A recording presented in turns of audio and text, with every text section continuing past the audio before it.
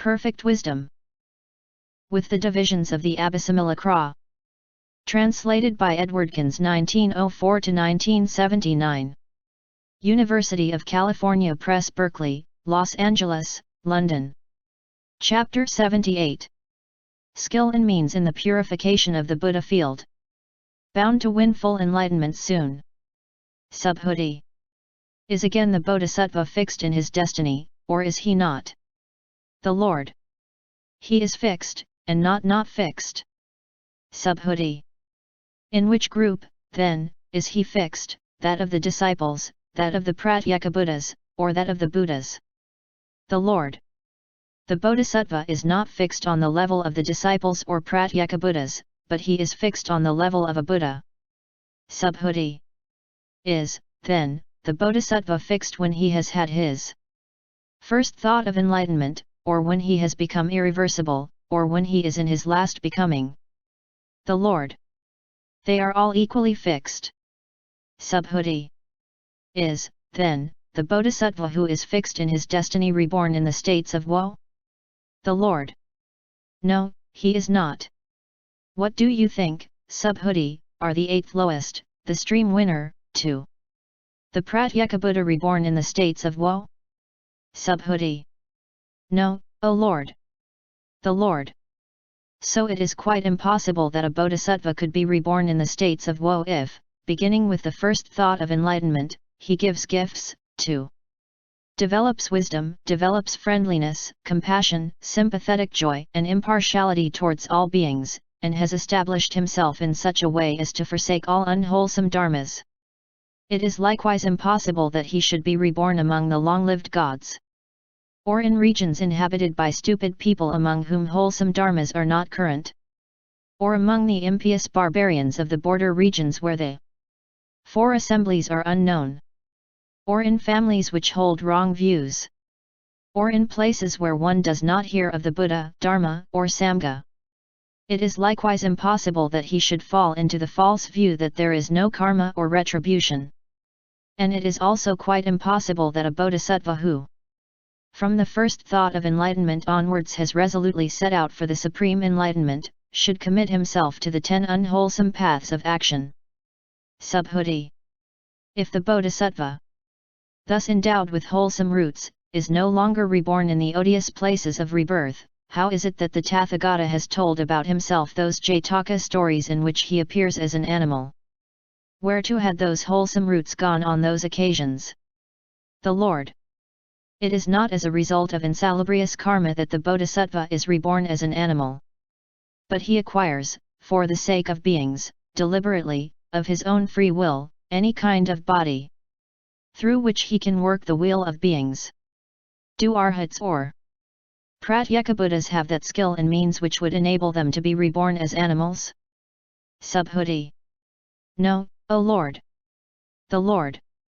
The Tathagata, however, has the skill and means which enables him to be reborn there. And when confronted with those who struggle to kill him, the bodhisattva renounces himself with supreme patience for the sake of those very beings and does them no harm. In this way, Subhuti, you should know that the bodhisattva, when for the sake of being he fulfills the great compassion, is even on the way to his supreme enlightenment reborn as an animal, but is not stained by the faults of animal life. Subhuti. Having stood, in which wholesome dharmas do bodhisattvas acquire these kinds of bodies? The Lord. Which is the wholesome dharma that the bodhisattva should not fulfill? The supreme enlightenment is the fulfillment of all wholesome dharmas. Therefore there is not any wholesome dharma which the bodhisattva should not fulfill, from the first thought of enlightenment onward until he is seated on the terrace of enlightenment. For it is impossible for him to know the supreme enlightenment while even one single wholesome dharma has remained unfulfilled. Therefore, then, the bodhisattva should, from the first thought of enlightenment onward train in the fulfillment of all wholesome dharmas and, having trained therein, he reaches the knowledge of all modes and will forsake the last residues of the defilements. Subhuti. How again is it that the bodhisattva, when he is endowed with such pure dharmas, with the holy dharmas without outflows, is reborn in the states of woe or among animals? The Lord. is, then, the Tathagata holy and without outflows? Subhuti. He is, O Lord. The Lord. Can, then, the Tathagata conjure up an animal which does his Buddha work for him? Subhuti. He can, O Lord. The Lord. Does, then, the Tathagata become an animal? Subhuti. No, O Lord. The Lord. Does he, then, experience an animal's sufferings? Subhuti. No, O Lord. The Lord. It is thus that the bodhisattva, endowed with the holy Dharma without outflows, deliberately and of his own free will acquires a body which enables him to mature beings suitably in accordance with their deserts. Subhuti. Can, then, an arhat conjure up a fictitious magical creation who can do the work of an arhat, which generates joyous zest in others? The Lord. He can, Subhuti, he can. It is thus that a bodhisattva endowed with the Dharma which is holy and without outflows, acquires deliberately and of his own free will an body which allows him to do a Buddha's work for living beings. But through this body he does not become subject to suffering, nor does he experience painful feelings. What do you think? Subhuti, if a magician exhibits illusory beings, in the shape of elephants, horses, bulls, or any other illusory beings, do they then become actual elephants, horses, bulls, or any other animals? Subhuti. No, O Lord. The Lord. It is thus that the bodhisattva becomes endowed with the Dharma which is holy and without outflows, and acquires deliberately and of his own free will a body which enables him to work the wheel of beings, but he does not experience the feelings which normally go with it. Subhuti. Greatly skilled in mean, O Lord, is the bodhisattva who, even when endowed with the holy cognition, acquires any body which enables him to work the wheel of beings. The wheel of countless beings. In which pure dharmas has the bodhisattva stood when he performed these kinds of skill and means, and yet was not stained by his activities. The Lord.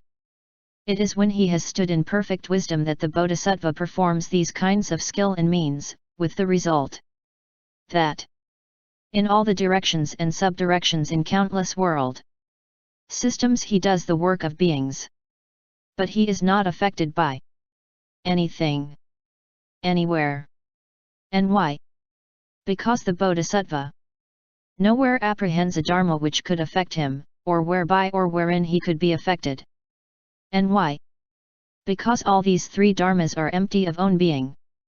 For emptiness does not affect emptiness, nor can any dharma affect emptiness, nor can emptiness be affected at all. And why? Because emptiness, being empty in its own being, cannot be apprehended in emptiness.